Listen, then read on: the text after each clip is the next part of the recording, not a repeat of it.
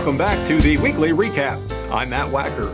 Christmas cheer is everywhere, and what says Christmas more than a fresh evergreen tree or wreath?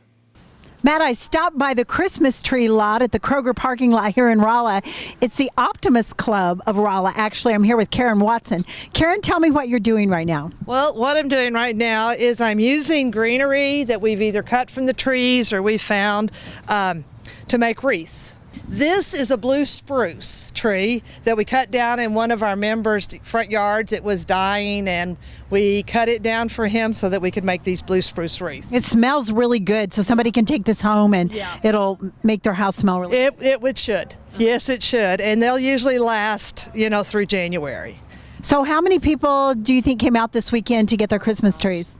Well, I would bet we sold 150 Christmas trees. Wow. Tell me what the Optimist Club supports here in the community. Well, the Optimist Club supports the youth of the community. We have many programs, and all our programs are free to the youth participants. So if people buy your balsam wreath here or they buy a fresh Christmas tree, the proceeds go to those programs. Yes, it does. And this is our major fundraiser of the year. So the Christmas tree lot and the participation or the purchases here really help fund all the programs we do. So what's your advice to people who want a natural Christmas tree? So what's the special care that they need for the season, Karen? Well, one of the things you want to do with a fresh tree is be sure you have a good tree stand that will hold a lot of water, because you need to keep giving them water. And it's always good if you get a fresh tree before you put it in the house to kind of shake it, and if it's not too big, kind of drop it a few times so that all the needles will fall off that are dead. So that'll save you some cleanup. The most important thing is be sure to make a fresh cut. If you have a drill, when you get it home, drill some holes up the stump, because that'll help the water pull up. Okay, good advice there, Karen. Well, we'll let you get back to it, and thanks for talking to us. Well, you're very welcome. Matt? The Rolla Animal Shelter may have new life following a large contribution. The current building is aging and in serious need of renovation, not to mention situated near railroad tracks on the north end of Rolla. Plans are currently being drawn that would relocate the shelter to a new building in a new location. The Rolla Save Committee spent the year raising funds toward that goal, and on November 29th, received a $25,000 donation on behalf of Central Federal Saving and Loan. According to Rolla City Administrator John Butts, the campaign estimates their goal for a new facility at $1.5 million and plans to open up to public donations and crowdfunding in 2017. The current animal shelter boasts a 96% adoption rate despite less than ideal circumstances. A 57-year-old Rollo man has been sentenced following a guilty plea on November 28th. Charles Faulkner was charged with possession of heroin with intent to distribute, a Class B felony. Faulkner pled guilty and was sentenced to 12 years in prison. He will likely serve at least 8 years before he is eligible for parole. A Springfield woman is in stable condition after a road accident outside of Lebanon. 29-year-old Lindsay Sorbo was traveling westbound when she came upon an animal in the road. Sorbo swerved to avoid it, ran off the road, struck a ditch, and rolled over.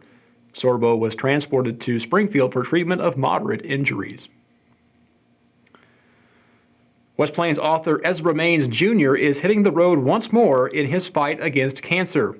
After losing his wife to the disease in 2005, Maines has been using his writing to help raise money for the American Cancer Society. Maines has raised over $4,500 for the cause this year and will be touring areas around the Missouri-Arkansas border to sign books and sell baked goods. Holiday lights are glowing all over mid-Missouri. One particular home in Rolla hosts a light display on a grand scale. Leanne Mentink reports. I'm here with Lori Phillips. Lori, tell me a little bit about your fabulous light display. This is a Christmas light display with about 20,000 lights, synchronized to music, and it's all computer controlled. So I have to listen to every song and determine exactly where I want every light coming on and going off. Well, how many years have you been doing this now? This is our 6th year doing this display.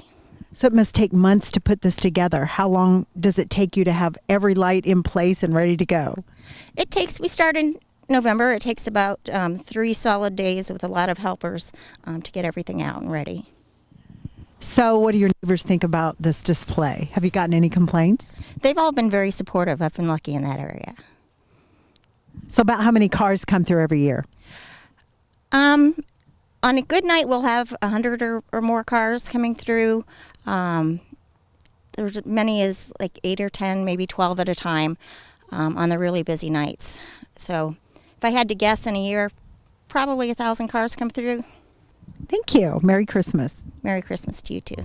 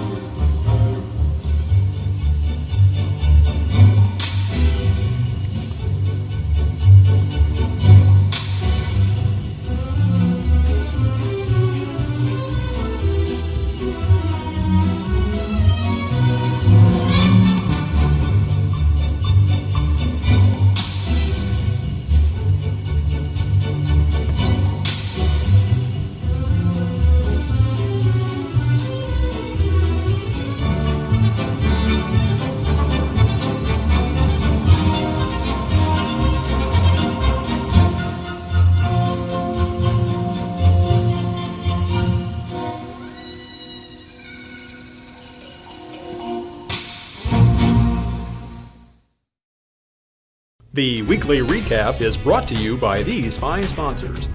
Price Chopper, cooking from scratch. Bayard Dodge of West Plains, ETC Bridal of Lebanon, Beck Motors of Owensville, Parker Custom Arms of Rolla, the Travers Automotive Group, Ted's Barbershop of Lebanon, Tailor Your Insurance, and Chin's Super Buffet. Reading minds may not be possible, but Dr. Kang Suayu wants to change that. Suayu is a professor and chair of the Business and Information Technology Department at Missouri S&T. He's been experimenting with electroencephalography. Using an EEG headset, Suayu administers surveys and studies the answers in conjunction with the data from the brain scan to better understand human behavior. Suayu hopes that the data he collects will help refine technologies for asking questions and writing surveys in the future. That's all for now. Thanks for watching the recap. I'm Matt Wacker. I'll see you next week.